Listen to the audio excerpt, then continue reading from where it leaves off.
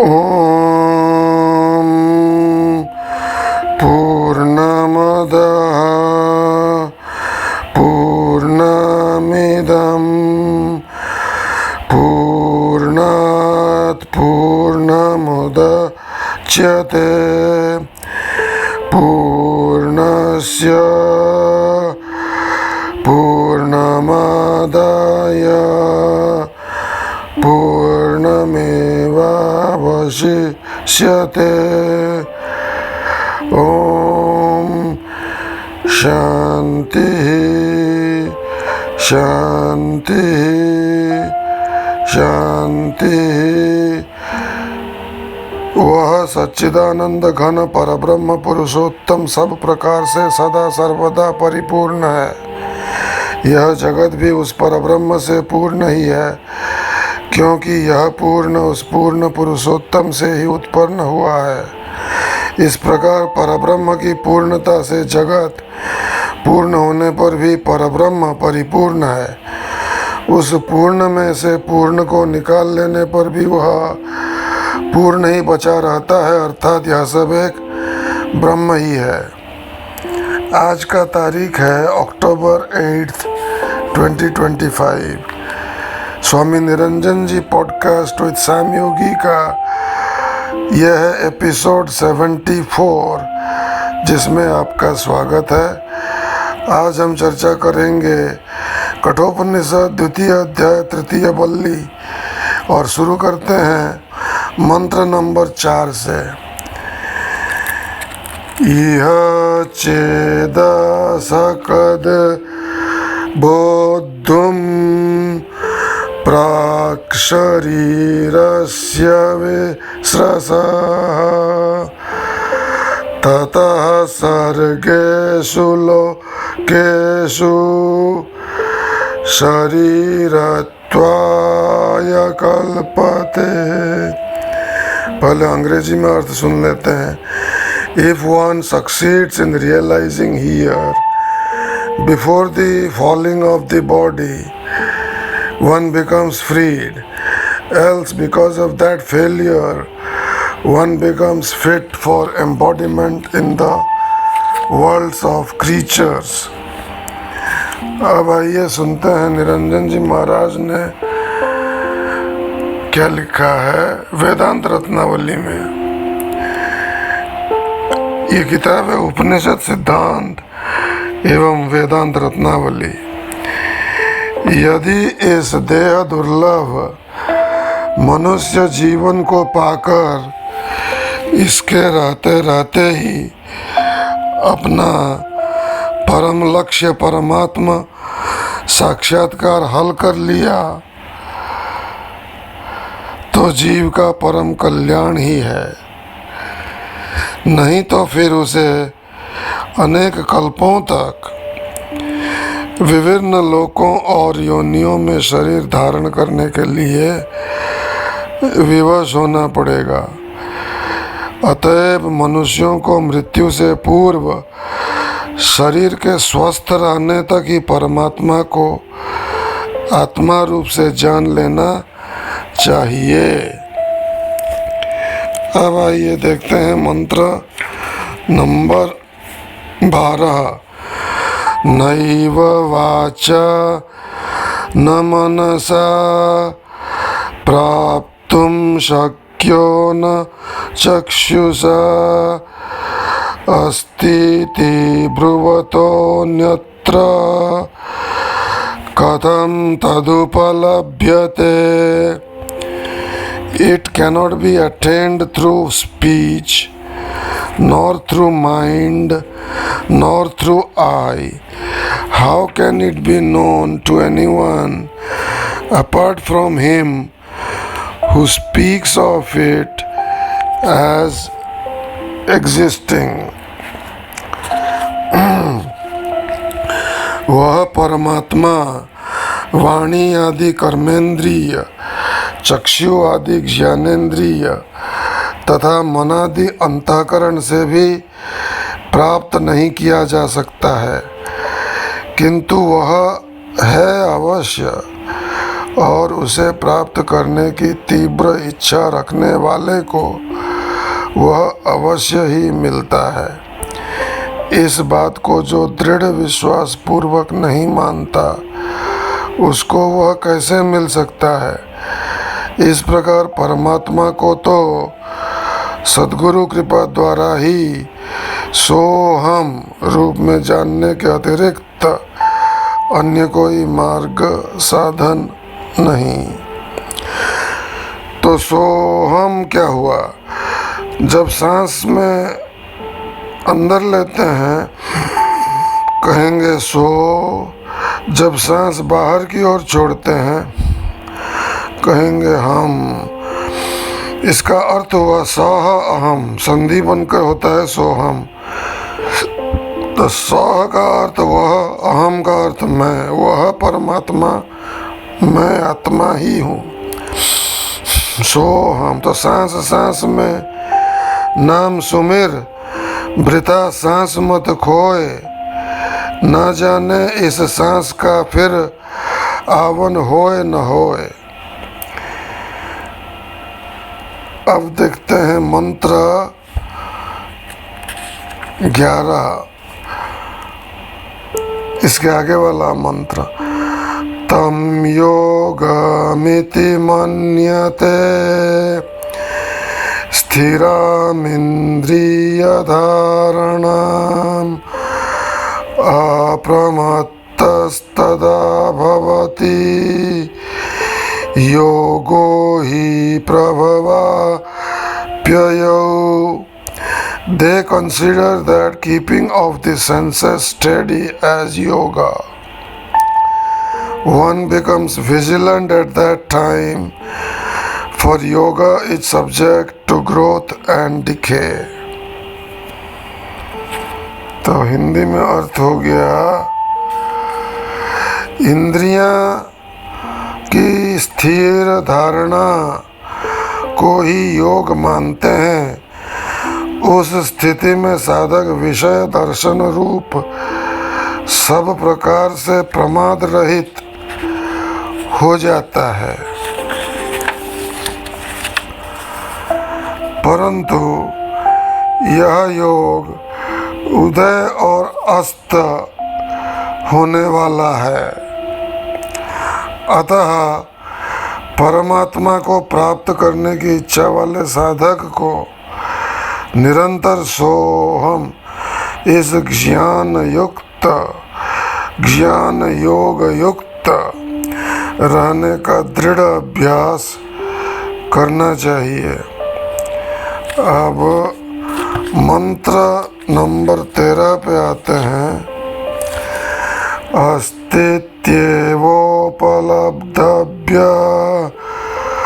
तत्वभावेन चो भयो अस्तित्वोपलब्धस्य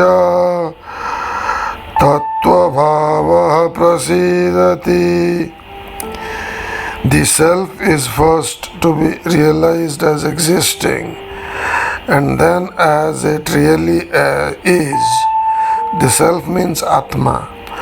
Of these two aspects, the real nature of the self that has been known as merely existing becomes favorably disposed for self-revelation. तो उपनिषद सिद्धांत और एवं वेदांत रत्नावली में इसका अर्थ किया गया है।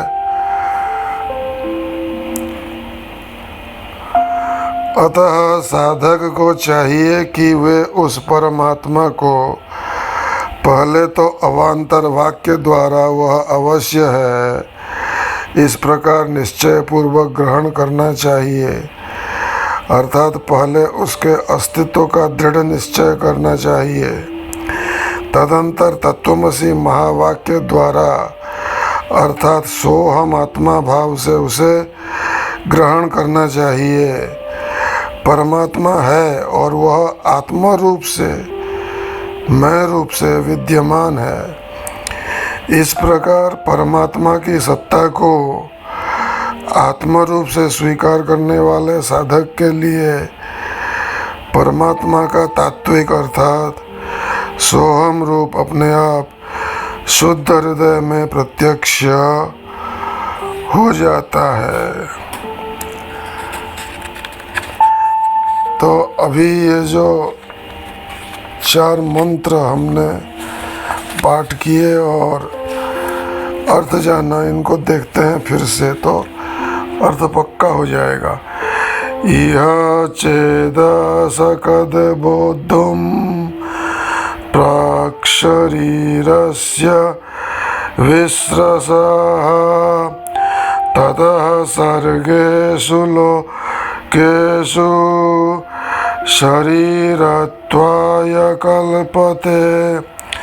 यदि इस देव दुर्लभ मनुष्य जीवन को पाकर इसके रहते रहते ही अपना परम लक्ष्य परमात्मा साक्षात्कार हल कर लिया तो जीव का परम कल्याण ही है, नहीं तो फिर उसे अनेक कल्पों तक विभिन्न लोकों और योनियों में शरीर धारण करने के लिए विवश होना पड़ेगा।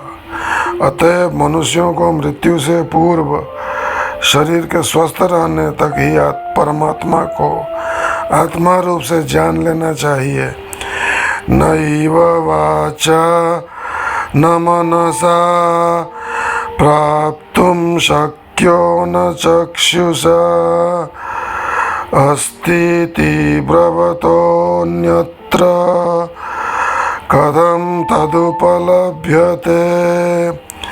वह परमात्मा वाणी आदि कर्मेंद्रिय, चक्षु आदि ज्ञानेन्द्रिय तथा मनादि अंतःकरण से भी प्राप्त नहीं किया जा सकता है, किंतु वह है अवश्य और उसे प्राप्त करने की तीव्र इच्छा रखने वाले को वह अवश्य ही मिलता है।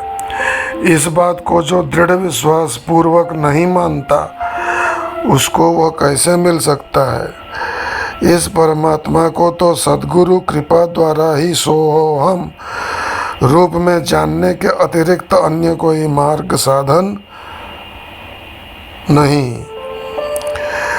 तम योगमिति मन्यते स्थिरमिन्द्रियधारणम् अप्रमत्तस्तदा भवति योगो हि प्रभवाप्ययौ। इंद्रियों की स्थिर अवस्था, स्थिर धारणा को ही योग मानते हैं। उस स्थिति में साधक विषय दर्शन रूप सब प्रकार से प्रमाद रहित हो जाता है, परंतु यह योग उदय और अस्त होने वाला है।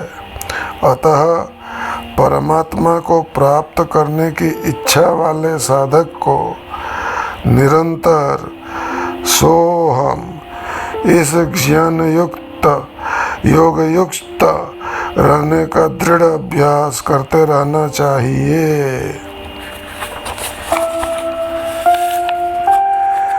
अस्तित्वेयोपलब्धव्य तत्त्वभावेन चोभयोः अस्तित्वेवोपलब्धस्य तत्त्वभावः प्रसीदति।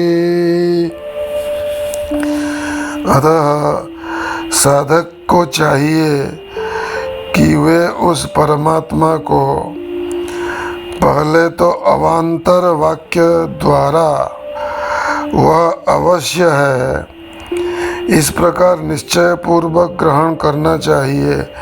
तो अवान्तर वाक्य और महावाक्य में भेद है। महावाक्य वेदों में 4 हैं। अहम ब्रह्मास्मि, मैं ब्रह्म हूँ। अयम आत्मा ब्रह्म, यह आत्मा ब्रह्म है। प्रज्ञानम ब्रह्म, यह आत्मा प्रज्ञापूर्वक है, प्रज्ञापूर्वक ब्रह्म है और प्रज्ञामय है और ब्रह्म है। और चौथा महावाक्य है तत्त्वमसि, वह तुम हो। तो इनसे अलग जो पहचान कराते हैं आत्मा की, वो अलग रूप से वो हो गए अवान्तर वाक्य। जो मैं रूप से उसका प्रतिपादन करते हैं वे हो गए महावाक्य। तो यह अवान्तर वाक्य का जिक्र हुआ है। तो निरंजन जी ने कहा, अतः साधक को चाहिए कि वे उस परमात्मा को पहले तो अवान्तर वाक्य द्वारा वह अवश्य है इस प्रकार निश्चय पूर्वक ग्रहण करना चाहिए, अर्थात पहले उसके अस्तित्व का दृढ़ निश्चय करना चाहिए। तदंतर तत्वमसि महावाक्य द्वारा अर्थात सोहम आत्मा भाव से उसे ग्रहण करना चाहिए। परमात्मा है और वह आत्म रूप से मैं रूप से विद्यमान है।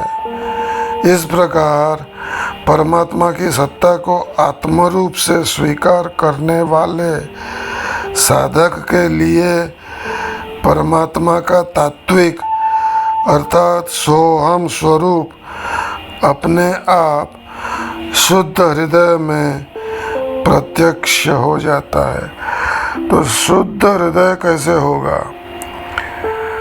सात्विक अन्न पहले तो आप ग्रहण करें, जैसा खाओगे अन्न वैसा बनेगा मन, और जैसे पियोगे पानी वैसी होगी वाणी।